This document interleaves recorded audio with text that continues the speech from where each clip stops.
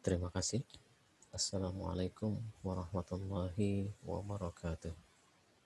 Salam sejahtera ya bagi kita semua. Mudah-mudahan rekan-rekan semua dalam keadaan sehat walafiat. Di pertemuan pertama ya untuk materi web programming 2, perkenalkan saya Ishak Khalil ya. Saya biasa dipanggil Pak Khalil ya. Kebetulan di semester ini saya mengajar materi tentang web programming 2. Nah, di materi web programming 2 ini nanti kita akan membahas banyak tentang pemrograman khususnya yang berbasis web ya. Nah, banyak hal memang yang akan kita bahas. Namun karena keterbatasan pertemuan ya, apalagi di era pandemi saat ini yang mengharuskan kita tetap berjalan proses belajar mengajar, tidak bisa bertatap muka secara langsung ya, mau tidak mau kita harus membuat sebuah strategi ya, yaitu dengan cara pembelajaran e-learning. Nah, melalui video ini saya coba ingin menjelaskan di materi pertemuan pertama secara singkat ya, supaya Anda paham tujuan dari pembelajaran web programming 2. Web programming 2 ini merupakan salah satu mata kuliah praktikum ya, yang jumlah SKS-nya cukup banyak, yaitu 4 SKS. Dan saya sebagai dosen berharap Anda bisa mengikuti pertemuan ini ya, walaupun melalui kanal-kanal online ya, minimal Anda memahami gitu ya. Tentunya memang tidak secara ibaratnya tidak secara langsung kita bertemu, tapi dengan secara online. Mudah-mudahan hal ini tidak mengurangi makna ya dari pembelajaran kita tentang web programming 2 ini. Nah, dalam materi web programming 2 di slide pertama saya ingin menyampaikan tentang yang kami sebut sebagai kontrak kuliah. Kenapa diperlukan kontrak kuliah? Karena sebagai dosen kami ingin menjelaskan, kami ingin menyampaikan bahwa hal ini ya, blueprint ini ya, tata laksana ini harus disampaikan. Kenapa? Agar nanti mahasiswa memahami tujuan saya belajar itu apa gitu ya. Metode penilaian yang diambil oleh dosen ya, yang disesuaikan dengan kebijakan kampus itu apa gitu. Nah, itu Anda harus tahu. Pertama,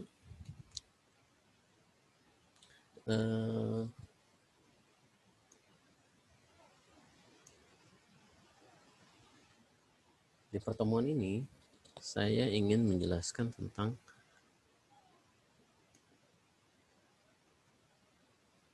apa sih nanti nilai yang akan didapat. Pertama, ini adalah termasuk mata kuliah yang berbasis project. Ya. Jadi sekali lagi, mata kuliah web programming 2 adalah mata kuliah yang berbasis project. Project yang apa? Yang kita maksudkan adalah project IT. Ya, project IT. Silakan Anda sudah mulai mencari judul-judul ya, yang bisa Anda kerjakan ya, yang bisa Anda cari ya, bersumber dari literatur yang memang ada ya, baik di e-learning ya, ataupun Anda bisa cari, ditanya dengan Mbah Google gitu kan. Silakan Anda membentuk kelompok dulu ya, sebanyak maksimal 5 mahasiswa ya, atau paling banyak 6 lah ya, 5 mahasiswa. Yang kedua, tugas dan kelompok harus sesuai dengan mata kuliah SIM, PSBO, ya. Mata kuliah ini juga nyambung gitu loh dengan materi, ya, sistem informasi manajemen, ya, atau mata kuliah perancangan sistem berbasis objek, ya. Nanti materi yang dibahas itu adalah tentang tugas yang Anda buat gitu loh. Sehingga Anda harus menyesuaikan, ya. Kalau bisa silakan Anda Anda diskusikan dulu dengan kelompok Anda supaya Anda bisa nyambung dengan dua materi kuliah yang lain. Kita lanjut lagi.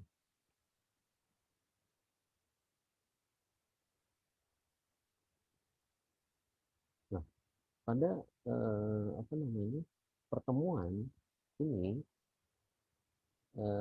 diharapkan Anda sudah paham gitu.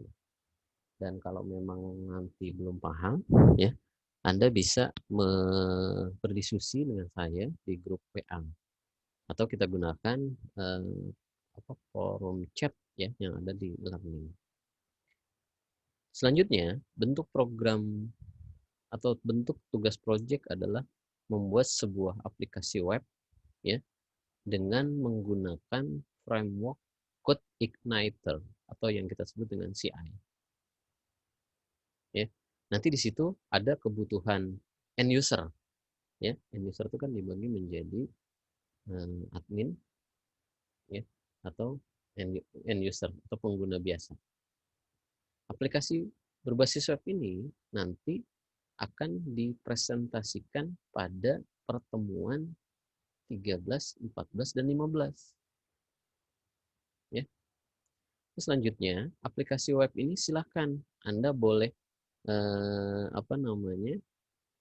menyesuaikan, ya, dengan materi yang memang kita bahas ataupun memang Anda membuat judul yang terbaru. Yang kedua, ada juga tugas mingguan, ya. Tugas mingguan ini adalah referensinya dari modul, ya. Modul, ya, nanti kita mulai dari pertemuan kedua, ya, atau di minggu depan, ya. Nah, di minggu ini saya ingin memastikan bahwa Anda siap, ya. Pertama, Anda membentuk kelompok, ya, bisa 5-6 orang. Terus yang kedua, silahkan Anda cari judul, ya, judul yang bisa Anda kerjakan secara bersama-sama, yang sudah disepakati oleh kelompoknya, dan juga memang Anda paham gitu loh dengan judul yang Anda kerjakan. Yang kedua, yang ketiga, silahkan Anda cari, Anda download frame Code Igniter atau framework CI, ya. Di modul ada linknya, ya. Silakan Anda install di laptop Anda, ya. Terus juga jangan lupa nih, Code Igniter ini adalah framework, ya. Nah, untuk editornya Anda bisa gunakan Notepad Plus atau Anda bisa gunakan Sublime Text, ya. Itu sebagai editor. Juga jangan lupa nih, web servernya juga harus Anda install juga, yang kita sebut sebagai SAMPP, ya. Untuk versinya silakan Anda menyesuaikan, ya. Versi 3 titik berapa gitu kan. Atau kalau yang memang spek laptopnya masih kecil, Anda bisa cari SAM versi 1.7 berapa gitu kan. Silakan. Terus jangan lupa, ya, walaupun kita melakukan perkuliahan secara online, ya, tapi Anda tetap juga harus mengerjakan tugas-tugas, ya, yang ada di modul, ya. Modul ini menjadi pegangan kita, ya, selama 1 semester ke depan, di mana modul itu berisi rangkuman, ya, rangkuman dari materi-materi yang memang eh, kita bahas, kita diskusikan, ya.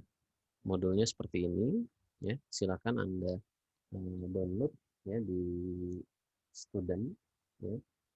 Nanti di situ ada apa namanya, ada materi-materi yang memang menjadi apa namanya, pembelajaran ya. Di modul ini juga tertulis jelas ya, slide-slide yang memang kita bahas ya. Yang ingin saya tegaskan adalah penggunaan Code Igniter. Code Igniter ini adalah framework ya, berbasis web ya, dengan bahasa pemrograman PHP yang bisa Anda gunakan. Makanya saya menyarankan Anda silakan pilih editor yang senyaman mungkin ya, senyaman mungkin Anda bisa gunakan ya. Terus untuk apa namanya? Untuk frameworknya ya, Anda bisa download di sini ya. Terus jangan lupa text editornya ya, Notepad Plus, Sublime Text ya. Kalau saya menyarankan itu Anda bisa gunakan Notepad Plus atau Sublime Text. Ini sangat user friendly ya. Terus jangan lupa nih ya, web servernya. Web server ini penting ya, karena pada saat kita running nanti program kita di web browser, dia tidak akan bisa jalan gitu kalau kita tidak menggunakan web server. Intinya mungkin pada pembahasan web 1 ya sudah ada lah ya, sudah dijelaskan ya bahwa penggunaan web itu perlu aplikasi editor, perlu aplikasi web server gitu. Hanya bedanya waktu di web 1 itu kita masih perintah-perintah biasa gitu ya. Beda dengan di pertemuan web programming 2 yang memang sudah berbasis database ya, sudah berbasis web advance dan lain sebagainya ya. Mudah-mudahan penjelasan singkat saya bisa menjadi apa namanya, bisa menjadi penjelasan yang mudah-mudahan bisa membuat Anda paham ya. Mungkin itu dari saya. Terima kasih. Assalamualaikum warahmatullahi wabarakatuh. Saya ucapkan selamat